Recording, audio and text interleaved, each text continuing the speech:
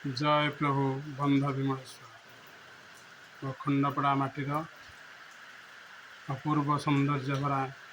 ये बंध विमलेश्वर मंदिर खंडपड़ा सहर ठारू 2 किलोमीटर दूर कलशखमण ग्राम पाख निकटरे थिबा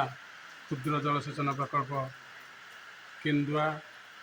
डैम निकटवर्ती अवस्थित सुंदर मनोरम प्राकृतिक सौंदर्य सांगक जलभंडार अति मनोरम सौंदर्य भरपूर वो खंडपड़ा माटी देखा मिल एठारे अति सौंदर्यपूर्ण मनोरम भरा प्रभु विमलेश्वर जल बुड़ी रही अनन्य 3 फुट जल मध्य अवस्थित प्रभु विमलेश्वर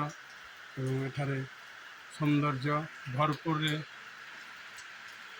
आकाश मेघाच्छन्न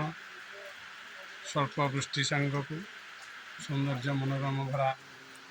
एठारे स्थानीय कलशखमण ग्रामर जड़े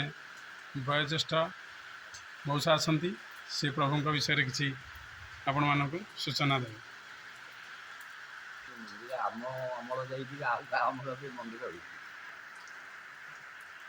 एठारे प्रभु को केते वर्ष है पूजा हबार आप देखुं